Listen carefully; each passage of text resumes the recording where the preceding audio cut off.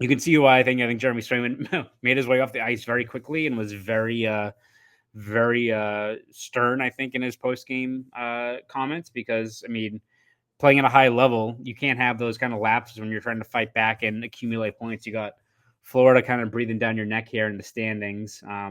Anytime I think you're a goal and you make a scorpion save, as Swayman did in that game as well, and you walk off with a loss, whether it be in regulation or overtime, you're going to be a little bit steamed anyway. So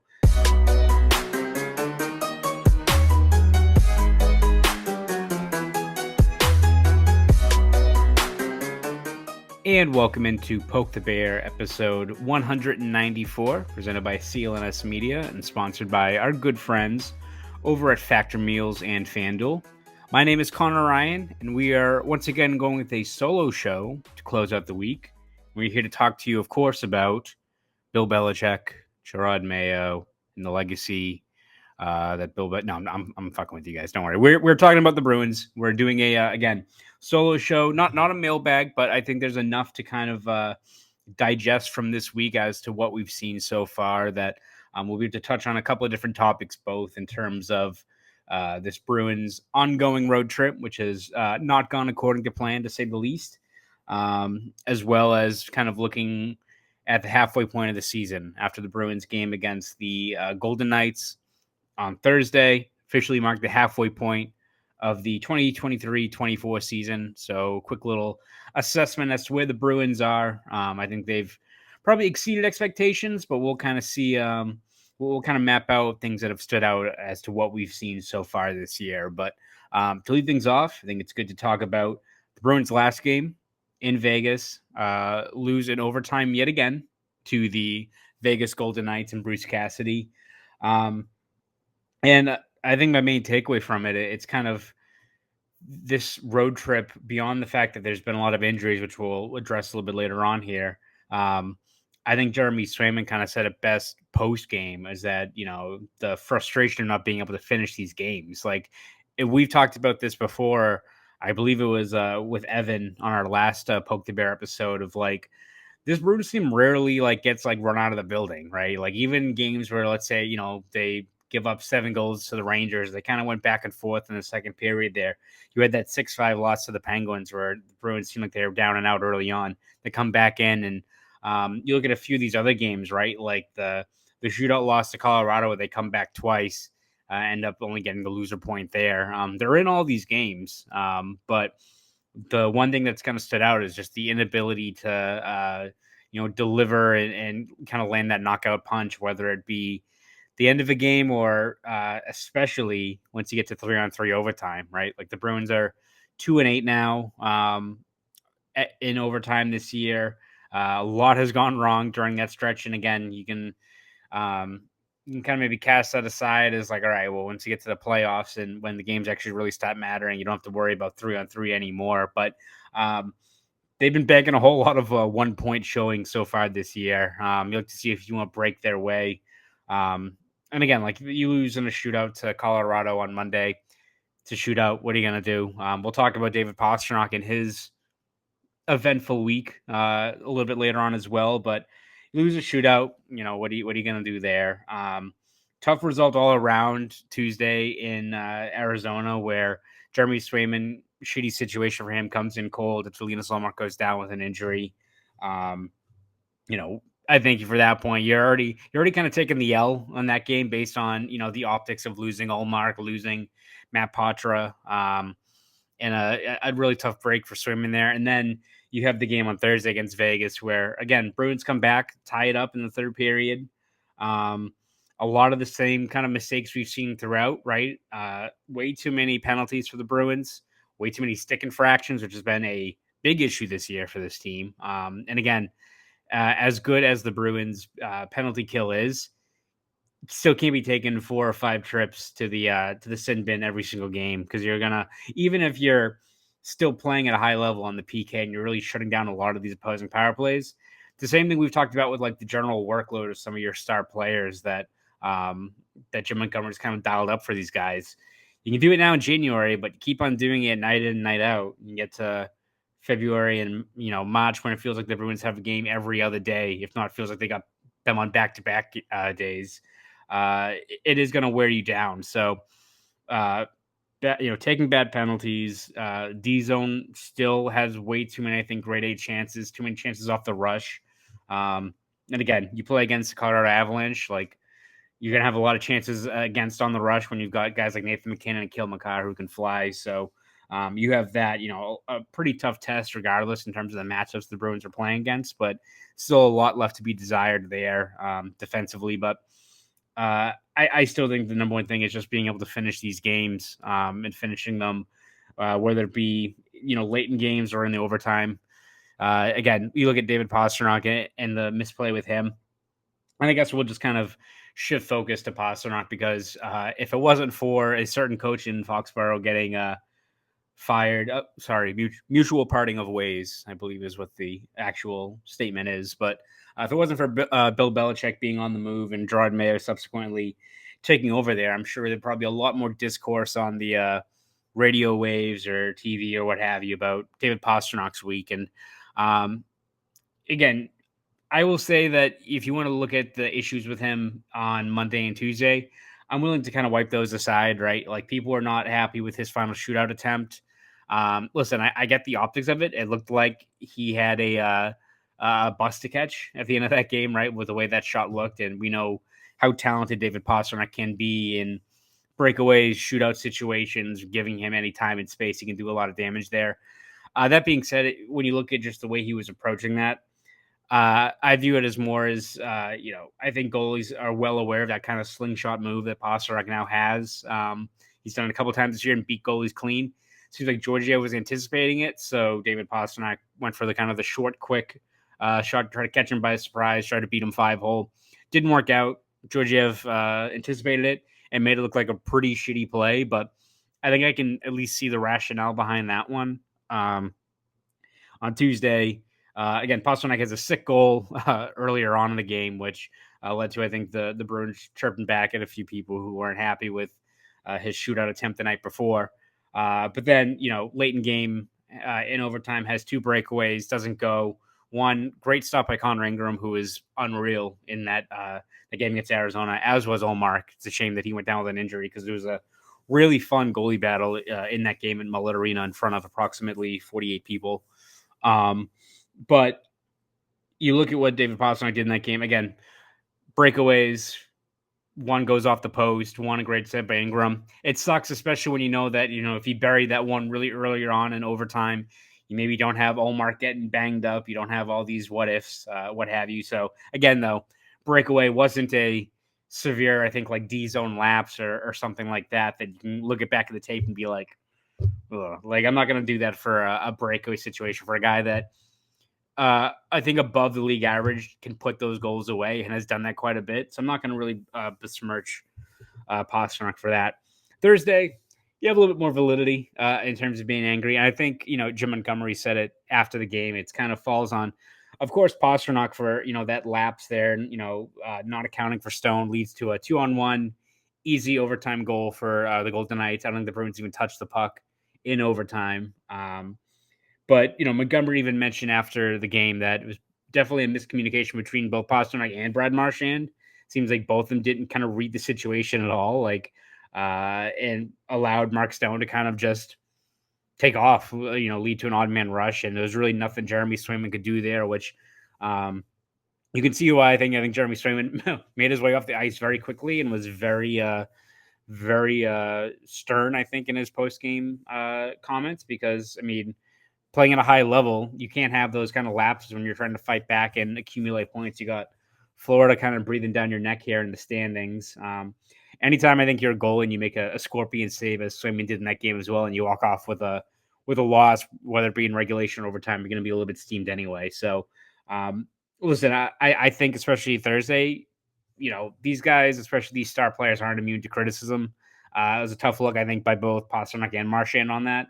A pretty costly miscommunication there. And I think, it's, again, these guys aren't immune to it, nor should you just, overlook every, D-zone miscue, even though that's not necessarily Pasternak's bread and butter, right? I think we're all well aware of that.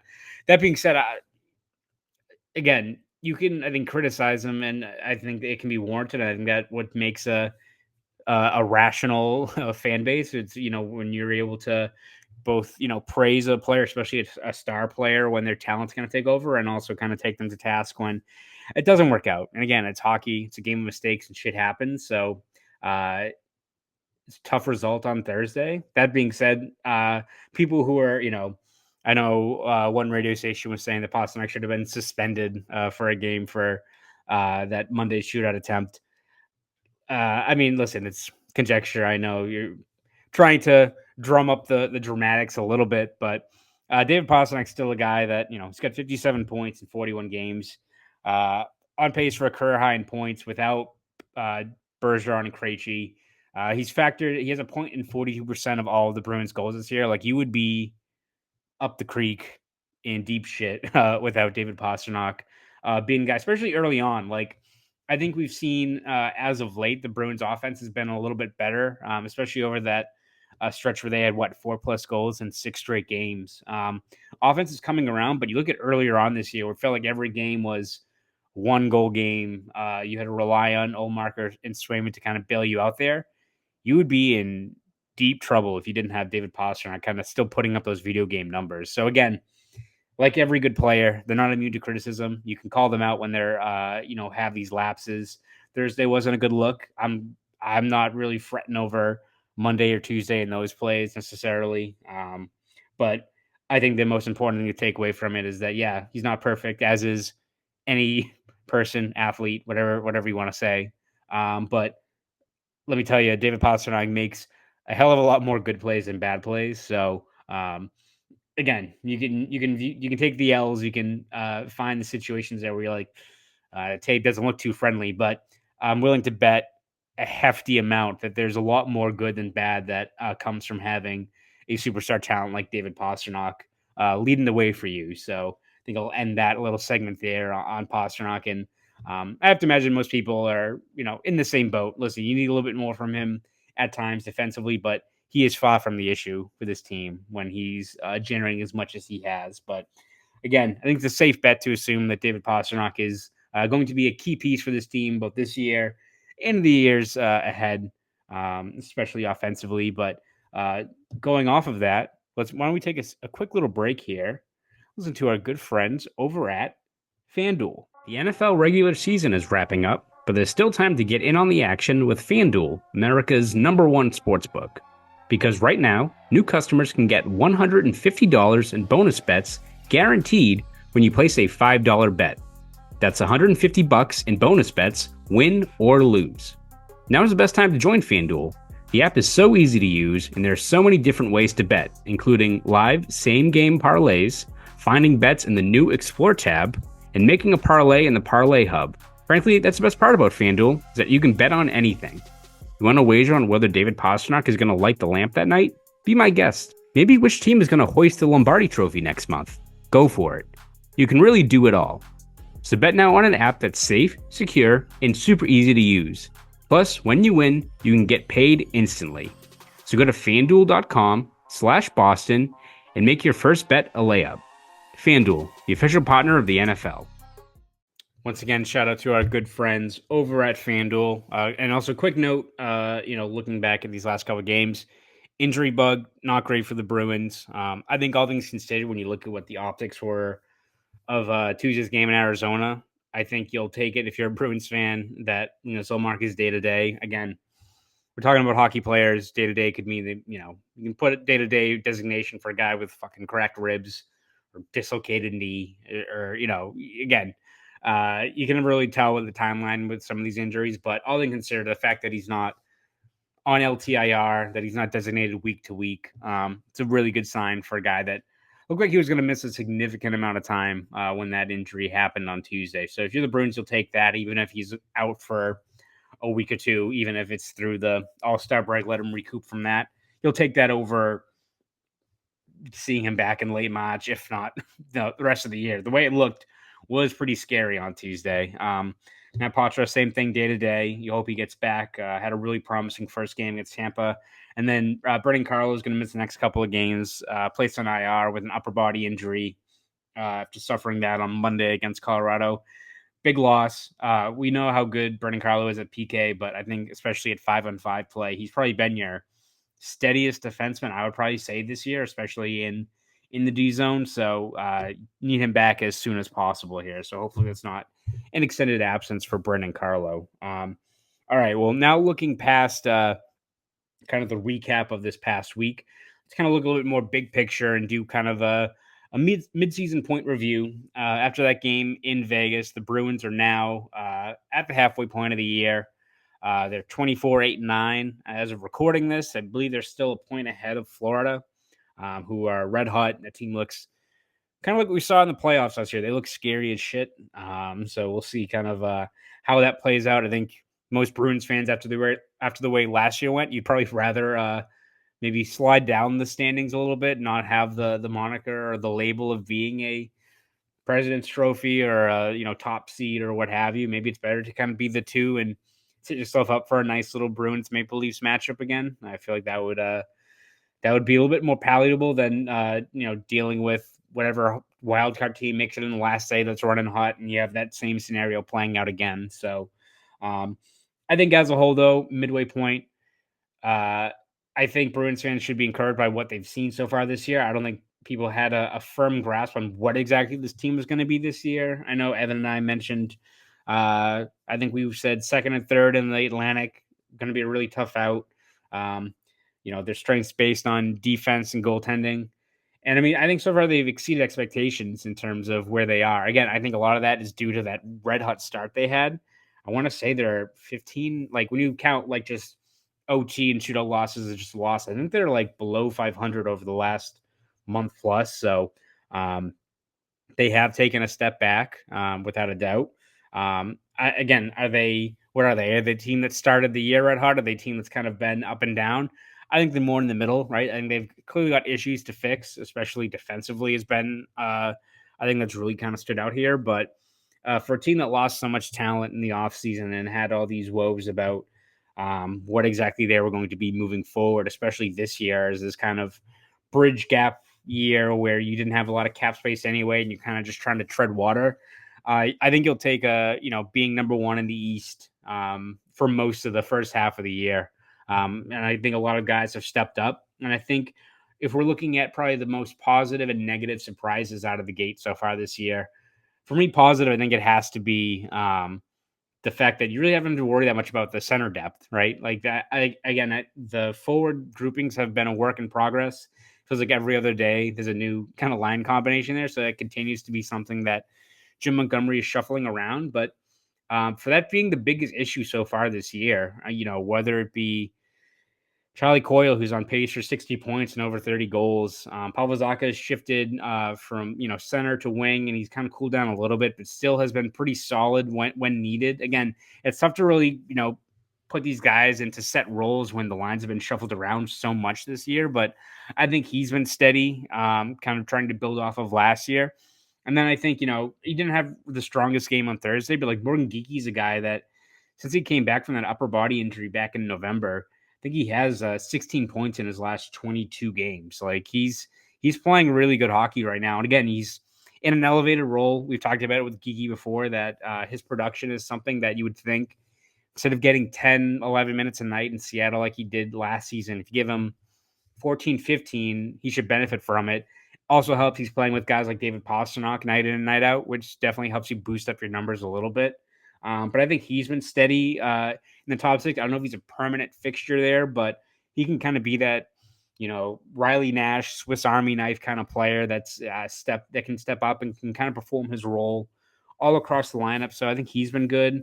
Patra, wait to see it when he gets back, but had a really good first game against Tampa. Again, I think you take the victories when they're available for a 19-year-old kid like Patra, who I think is still a year ahead of schedule. And even if he goes through the bumps this year of, hitting the rookie wall or fighting through the physicality, I think you've got a really strong player that's going to continue to develop where all of a sudden you go to next season, kid's still 20 years old and he's got a full year under his belt, knows how to train, knows what to expect. I think it only goes uphill from here. So I think as a whole, as much as that it's very scary to go into a new year when you don't have two fixtures in Bergeron and Krejci in place, I think that's probably been the thing that's really stood out to me so far is the center depth has really held its own. And even with all the mixing, matching with these lines, whether it's, guys signed to bargain bin deals like Geeky or James Van Riemsdyk or Danton Heinen or, Trent Frederick really starting to heat up and asserting himself as a middle six fixture. I think Jake DeBrusk is playing a better game as of late, which is huge. I think as a whole, is this team going to be like a top 5 offense? No, but you're seeing a couple more guys, I think, starting to pull on the rope here and having a pretty capable offense that obviously starts with guys like Pastrnak and Marchand, but this offense, I think, has the potential, especially these guys keep on building their games, being a lot better than I expected going into this year when I thought maybe we were looking at, top 5 in goals against and 15, 16, somewhere around that in terms of offense. It's kind of almost been the opposite in terms of maybe just the optics, at least to start this year. So that's been my biggest surprise. Before we start looking at maybe the flip side of that in terms of maybe what's been a little bit disappointing out of the gate, let's take another quick break here and listen to our friends over at Factor Meals. Get started on your New Year's resolutions with Factor so you're ready for the new year. Factor's ready-to-eat meal delivery takes the stress out of meal planning and sets you up for success in the new year. Skip the grocery stores, prep work, and cooking fatigue. Instead, get chef-crafted, dietitian-approved meals delivered right to your door. With over 35 meals to choose from each week, including options like keto, calorie smart, vegan and veggie, and more, plus over 55 weekly add-ons, you'll have a ton of nutritious and flavorful options to kickstart your resolutions. No more wasting time in the kitchen. Not only does Factor offer fast, simple solutions when I'm too busy to cook, they also help me stay on top of my goals. With offerings like Protein Plus and Keto, I can stay on track.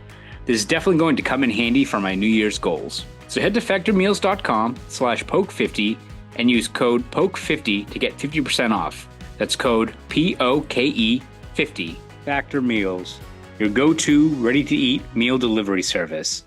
And now, let's get back to the show. Once again, shout out to our good friends over at Factor Meals. All right, looking at probably the negatives of this year.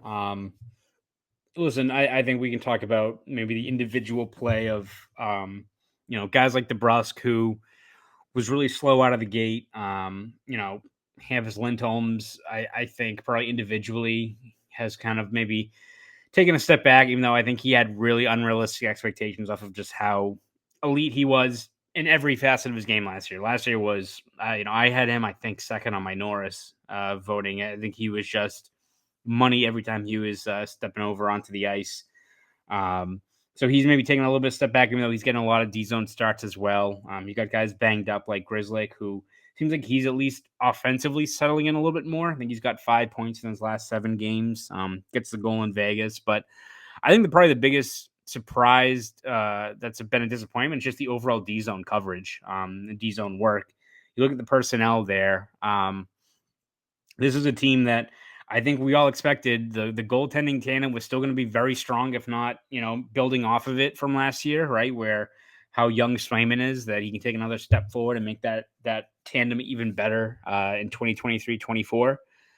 You look at the personnel on that D-core, the fact that the Bruins' identity has been rooted in a really strong, stingy zone defense for years now.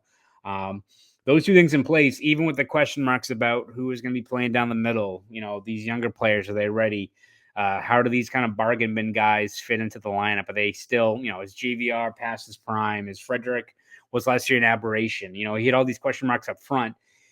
I think we were expecting a lot of 1-goal games, but the Bruins to be on the winning side of most of them, right? Just in terms of how good they have been in the past defensively. And again, they haven't really been buried that much, and it helps when you got 2 really good goalies and Ullmark and Swayman bailing you out. But they've been decidedly middle of the pack so far this year in terms of, rush chances. They've been pretty low in terms of tracking those, but high danger chances, they're right in the middle of the pack, if not trending more towards the bottom of the pack in terms of just how many quality looks they're giving up. Playing at the net front has been an issue. It's just doing things that are making things way too easy for opposing teams to get good looks against, again, 2 really good goalies, but it's unsustainable and you're running into a lot of trouble when you get to, especially the playoffs, when teams thrive down low. And, a lot of these teams that have success with these physical forechecking teams like Carolina and Florida and what have you, if your net front and your D zone coverage is still out of whack by then,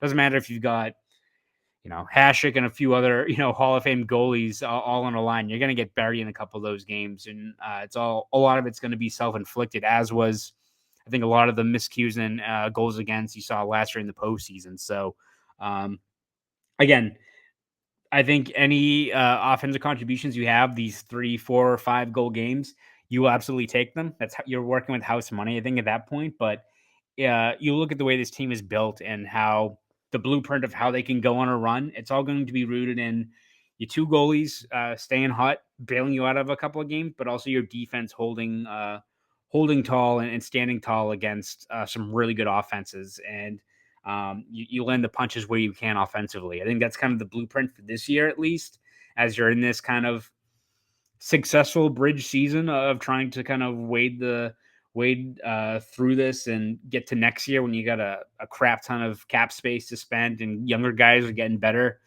There's optimism on the horizon for, really aggressively retooling this team in the years ahead. It's already a pretty good foundation in place, but the way this team is built with their cap limitations last year, this team's bread and butter is going to be rooted in its defensive identity, both in net and especially their play right in front of their goaltenders. And I think that's been lacking so far this year. So again, it's not going to get any easier. You're going to have a whole lot of situations where these guys are going to be playing a lot of games down the stretch here. It's going to be less and less practice time, which is kind of concerning because I feel like the Bruins need a couple of sustained long practice sessions where they can really kind of fine tune some of this work, because it's been a recurring issue. But if you ask me right now, again, Bruins, I think, have exceeded expectations. They've been playing at a really high level this year, but all that's going to fall to the wayside if it ends up being another very disappointed first round exit.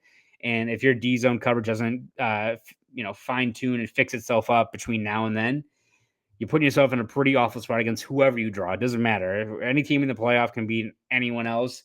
And if your D zone coverage is lacking, you're letting pucks hover on the net front, not cleaning up that area of the ice, you're going to get buried. So I think that's definitely an area of emphasis for this team going on down the stretch. All right, well, that will do it. That will do it with this episode of Poke the Bear, episode 194. I want to thank you guys all for tuning in, listening, whether it be on Spotify, listening in your car, wherever it is, on YouTube, of course. We'll be back at it next week with Evan and Ty running through, getting back to a few home games finally, as this, schedule will pick up a little bit before we get into the All-Star break in a couple of weeks. So be plenty more to talk about as we turn the calendar to February trade deadline, all that fun stuff that I know you guys love to talk about as well. So if you want to read any of my stuff, please go over to boston.com. We have you covered every step of the way this season, whether it be recaps, features, columns, breakdowns, all that good stuff. And you can follow me on Twitter, X, whatever it's called now, at Conor Ryan _93. So once again, this was episode 194 of Poke the Bear. You listeners have a great rest of your week.